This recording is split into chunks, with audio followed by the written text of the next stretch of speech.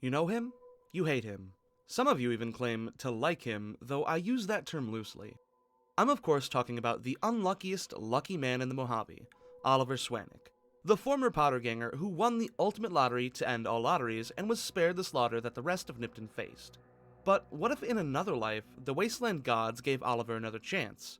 A chance to do some good in the Wasteland for once, and not just die in a rad scorpion den. Can you beat Fallout New Vegas as Oliver Swanick? Let's go over the rules real quick. 1. The weapons and armor I can use are quite restricted. I can only wear forms of powder ganger armor. In this case, I went with the guard armor as it has the highest DT of the lot. I'm gonna need every point of DT that I can get.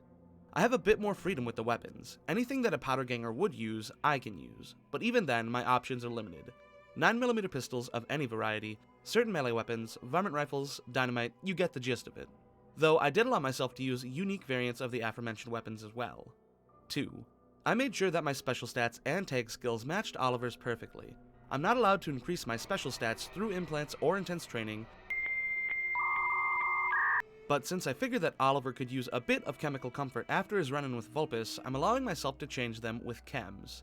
Now, some of you may have already seen the majority of this run, as I did it for the 10,000 subscriber 24-hour stream. To those who caught it live, thanks for tuning in, we had a blast, but that means, yes, my face will be up in the top of the screen the whole time, and yes, you have to deal with it. That's about it for the rules. Ready? Let's go. I won my first lottery when I miraculously awoke on Doc Mitchell's bed, hardly worse for wear after being literally shot in the face. I wobbled to my feet, the doc asked me a few questions, and with chat's helpful backseat gaming, I made my character resemble Oliver Swanick as much as I could.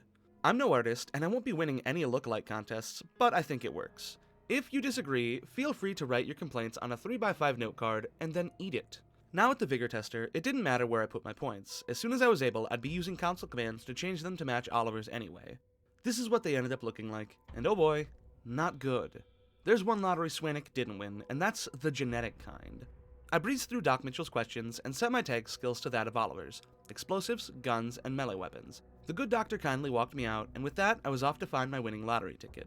My first stop was Chet's. Sadly, I was forced to sell off almost everything I owned as they were useless to me, though I made sure to pick up some ammo for my 9mm pistol, which I could use, and some for the 357 revolver, which I could borrow from the bar. While I was there, I made sure to get the varmint rifle from Sunny Smiles so I had another weapon to use. From there, I headed back into the bar to talk to Trudy and bought some sweet, sweet moonshine.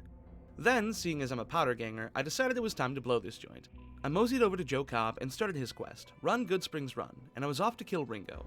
The first time I walked in, he shot me dead with terrifying speed. Already, this does not bode well for me. The second time around, he almost killed me again, but I got off lucky. Now it was time to shake down the town for supplies. I went to Chet's and kindly convinced him to give me some leather armor, but when I couldn't convince Doc Mitchell to give me his spare medical supplies, I shot him dead. When I had finished rifling through his belongings, there was only one thing left to do: kill the townsfolk and take over Goodsprings. This was pretty easy with the help of the other powder gangers, strength in numbers and all that. Sadly, Joe Cobb took an L and died during the fight. He kindly willed me his guard armor, which is the best armor I'd be able to wear for this challenge. Thanks, Joe, for your sacrifice will never be forgotten. Anyway, I immediately forgot about him and proceeded to loot everyone else for some extra ammo and weapons. Then I took my first steps into the Mojave, where I leveled up to 2. I put all of my points into guns and picked the Lady Killer perk. Since I was on good terms with the powder gangers for once, I didn't have to kill any on my way to Primm. The walk was quiet, but sadly, when I arrived at the town, I was attacked on sight by the NCR trooper guarding the bridge due to my powder ganger outfit. The rest of the town wasn't very happy to see me either, which is understandable, but even my fellow convicts were hostile, apparently green with envy at Oliver's incredible luck. I couldn't let them disrespect me this way, and with nothing better to do at the time, I headed into the casino for some good, clean ass-kicking. And by ass-kicking, I mean my ass was the one getting kicked, because my guard armor only has 5 DT. Slowly and painfully, I made my way through the dilapidated building, and with considerable effort, I laid waste to the convicts. It was worth it, as I got to kill Deputy Beagle execution style. I took out the stragglers on the top level, and I made sure to stop at the Nash residence to steal a few things and loot the remaining houses on my way out. I'd need all the healing items I could get. I left Primm and headed towards the dry lake to kill a few ants for some easy experience. My hunt was rudely interrupted by an attack from the Viper gang members, and I had to dispose of them with some dynamite and my 357.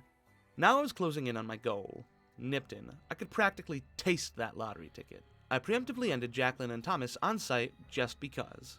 When I walked through the gates of Nipton, I almost couldn't believe my eyes. Can it be? That man, that face. It was me, though not as handsome. He explained to me that he won the lottery, but so had I. What could this mean? After all, there can only be one lottery winner, and it's not going to be the stranger wearing my face. I killed him. Killed myself? And the cycle began anew. Maybe next time I'd get a chance like this to actually explore the Mojave instead of being target practice, but today was not that day. Good night, sweet prince. You'll always be a winner in my eyes, and we will never forget you.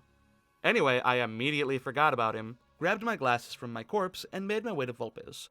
I agreed to spread word of the Legion atrocities, you know me, always a sucker for that easy experience. After all of the fighting on the way to Nipton, I was terribly low on ammo, so I went back to where I'd started and bought some from Chet, who I was surprised to see had survived the Goodsprings massacre and was now the local drug dealer as appointed by the powder gangers. Look at you, Chet, moving up in the world. With some more ammo to my name, I ventured into the valley towards Novac, killing a few bighorner along the way and losing the lottery to them a few times too. I leveled up to 4 after this and put my points into guns, picking rapid reload as my perk. Once again, the Vipers ambushed me in the canyon. They gave me a bit of trouble, but I was able to overpower them. Should have known better than to attack a guy who can quick save. I spent a bit of time waiting for the Legion to attack the traveling merchants and idly stood by as carnage raged around me. I was able to loot a few healing items and some stuff to sell later. Closer to Novac, I found myself under fire by an NCR ranger. I really thought it was over for me at this point. Thankfully, the single shotgun single-handedly saved my ass.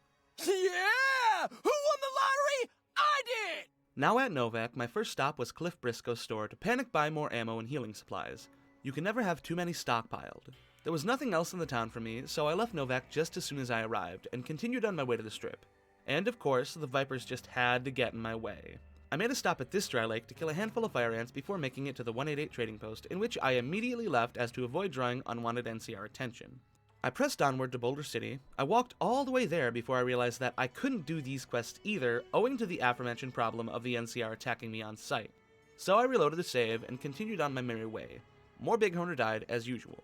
When I made it to the Grub and Gulp, I was assaulted by everyone there. I guess they're NCR. Who knew?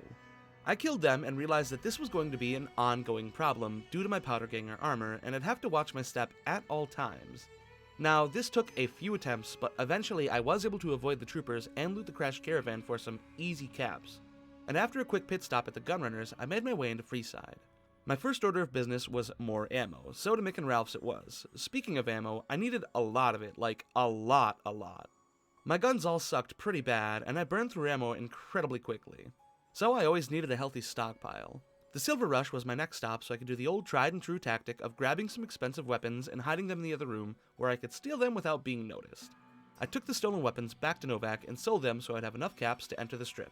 It was the perfect crime. My first stop, surprisingly, was to Gamora. I needed to buy some sweet chems. I figured I had earned it. Not to mention, Turbo is incredibly overpowered. By now, I felt it was high time to win my third lottery, avenging myself by confronting the man who shot me. Not the previous clone shooting incident in Nipton, I mean, I'm talking about Benny. So I headed to the tops to dole out some wasteland justice. But I'd found myself a new problem. I couldn't take any of my weapons in his holdouts, owing to my low sneak skill. So, you know what that means. A long, pointless walk to the RepCon test site for some stealth boys. You can get a few of them right off the bat if you're lucky, and as luck is my middle name, I was able to leave just as soon as I arrived. Back at the strip, I donned a stealth boy and entered the casino. Now that I had the majority of my weapons with me, I could kill Benny. And not really. That was a lie. I did end up killing Benny, but every time I tried to leave, I would get murked right at the exit doors. Many failed attempts later, I had the bright idea to shove a lit stick of dynamite down Benny's pants, which gave me just enough time to loot him and get out of the tops. Vulpes stopped me outside of the tops, and I agreed to go meet Caesar. But first, I stopped by the Lucky 38 and gave Mr. House the platinum chip. I leveled up to 6 inside, put all of my points into guns, and picked the toughness perk for extra DT. Chip in hand, Mr. House showed me his upgraded Securitrons, then asked me to go to the fort and get his others up and running. I agreed for now and made my way back outside, where I was asked to bug the Lucky 38 for the followers of the apocalypse. Of course I will, give me that XP. I leveled up to 8 after this, finally maxed out my guns, and picked toughness once again. Hopefully that would help with the whole constant dying thing. Now, I was a little on the fence about who to side with, but I made my choice when I went back into the tops to have a conversation with Yes Man. I would have picked Caesar or Mr. House, but mind you, this challenge was performed on a livestream, and I'd given myself a limit of 8 hours for this playthrough since I wanted to play some of the other Fallout games too. My next goal was to get Mr. House out of the picture, which is not going to happen easily since I let him upgrade his damn Securitrons. Hindsight is 20/20, I guess. A little patience and a hell of a lot of turbo go a long way for scenarios like this, and with that, Mr. House lay slain, and I made plans to install Yes Man in his place. For now, though, I wanted to do a few Powder Ganger quests. I fast-traveled to John's skydiving and made my way to the NCR Correctional Facility. Eddie, the leader of the Powder Gangers, had a few quests for me, starting with taking out Chavez, a random Powder Ganger who was encroaching on Eddie's territory. Can do, Chief. Chavez was south of the correctional facility, so getting there was a snap. Benny's lovely Maria was a very helpful addition to my arsenal and made the death of Chavez swift and painful. With him out of the picture, Eddie had a new quest for me. Apparently there was a merchant hanging around the area that was funny, not ha-ha funny, but suspicious as he put it. I was to shake him down, or kill him if he wasn't a real merchant. When I arrived, I demanded a fitting tribute for the winner of the Nipton lottery in the form of toll money. I quickly figured out that this merchant was actually a bounty hunter looking to kill some powder gangers for money. Yeah, he didn't even have time to get off the wall he was leaning on. Back at the correctional facility, Eddie wanted me to check up with the citizens of Primm to see if there was an NCR raid being planned. So, I'll just walk through here and nope, not gonna happen. I ended up momentarily taking my armor off so I could finish the quest for my fellow powder gangers. Apparently there was a raid being planned on the facilities and it could happen at any time. I had to get back to Eddie fast. He thanked me and said I didn't have to stay to help fight off the NCR, but what kind of a man does he think I am? I won the lottery. What's a few soldiers to me? Now, I'm known to make bad decisions, but this one was especially bad. There were an eye-watering amount of NCR troopers here now, and my weapons were still garbage.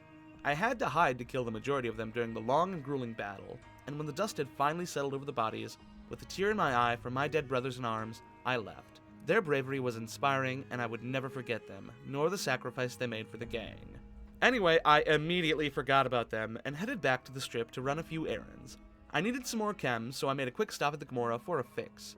My urges now sated, I went to the tops and informed Yes Man I was ready for him at the Lucky 38. After he finished installing, I knew I still had to go and meet up with Caesar so I could activate the Securitrons at the fort, so I packed my bags and set out for Cottonwood Cove. The walk was long and arduous. Vipers, ghouls, and more ghouls after that. But I was lucky, and I arrived relatively unscathed.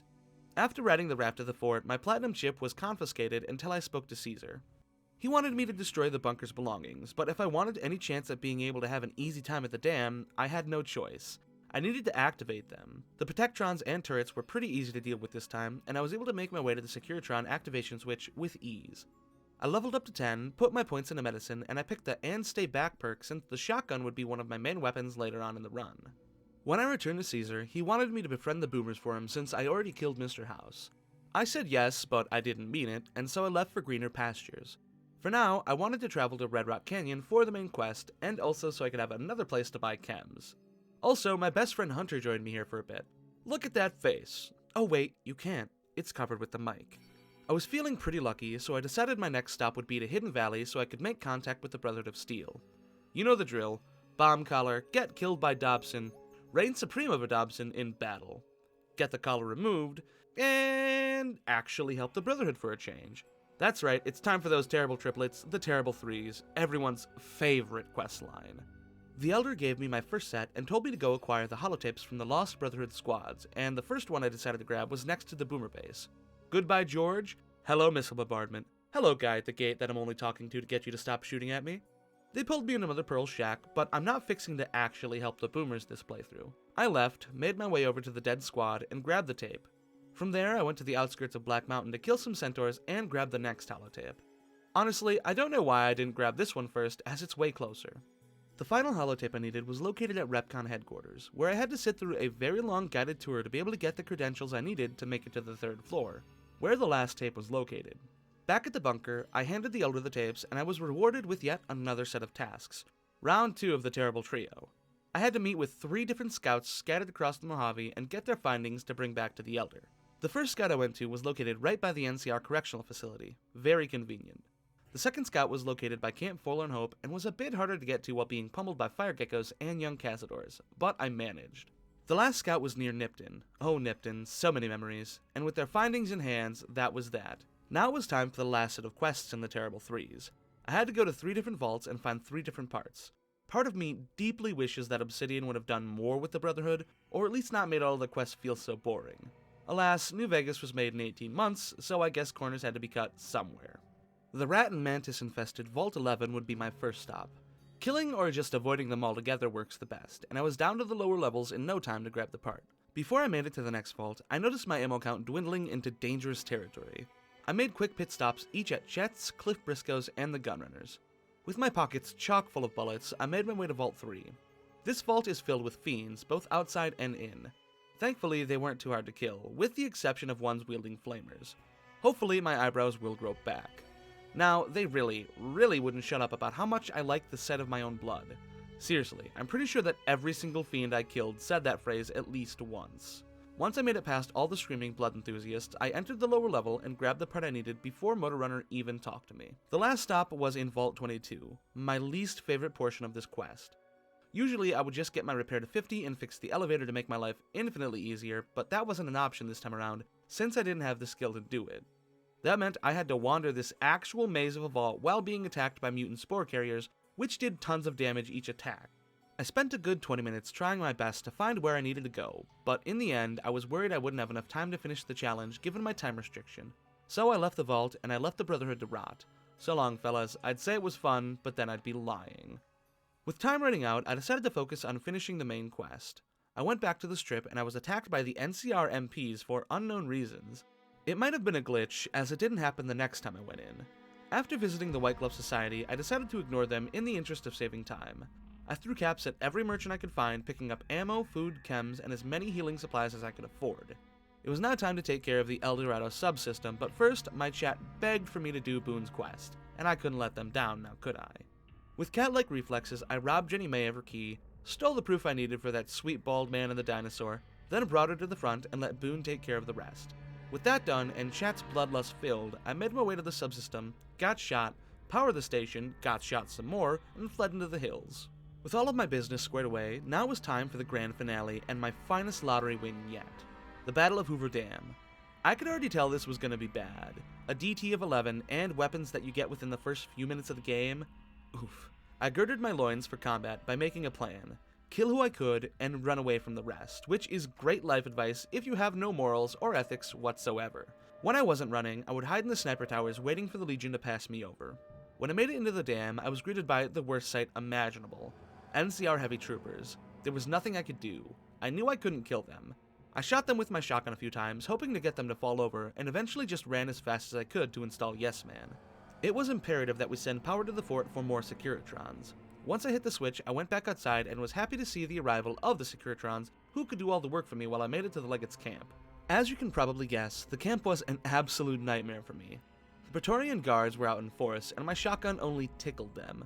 Good thing I'd mastered the art of strafing during my many hours of gameplay, and after using 100% of my brain, I was able to eventually take them out. Here comes the big fight. Legate Lanius. Nope, no, not happening. Get screwed. This was so painful for me. I had absolutely no hope of killing the Legate like this. I tried turning the difficulty down to normal, but that didn't work either. I even tried a console command that chat suggested that showed you where climbable objects were, and there were no objects that I could climb that were high enough for me to be able to avoid the Legate. He was a thorn in my side, glitter in my eyes, a rash I couldn't get rid of. I was at a loss. I didn't know what to do. Defeated, I ended the challenge for now and decided to come back to it in my spare time. When I dared return to the challenge, what actually ended up working was me turning the difficulty all the way down to very easy. Do you see this? There is no fucking way I could have done this in very hard, let alone normal. Maybe when hell freezes over.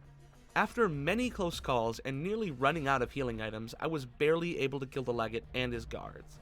I still had to deal with Oliver, but thankfully all I had to do was hide while the Securitrons made short work of them all. I stepped outside, I smelled that air, and I drank it like booze. I had won the biggest lottery of them all, and I beat Fallout New Vegas as Oliver Swanick. So I'm honestly pretty okay with myself turning the difficulty down, especially since I was playing as Oliver Swanick, the Mojave's punching bag. I don't really wish this challenge on anyone. The armor sucks, the weapons suck, and the NCR is always attacking you. If you enjoyed today's video, go ahead and like and subscribe, as that helps me out bunches. Also, check out some of my other challenge videos. You'll probably like those too. And don't forget to check out my Discord and Patreon, links below. A big shout out to my patrons, Riley Anderson, Jamie East, and Untamed Pineapple. Y'all are the best. Thanks to 6 weirdly sentient rats in a trench coat for helping me write this script. Awfully convenient having a writer who works for cheese. And until next time, stay safe out there, and peace out. Yeah! Who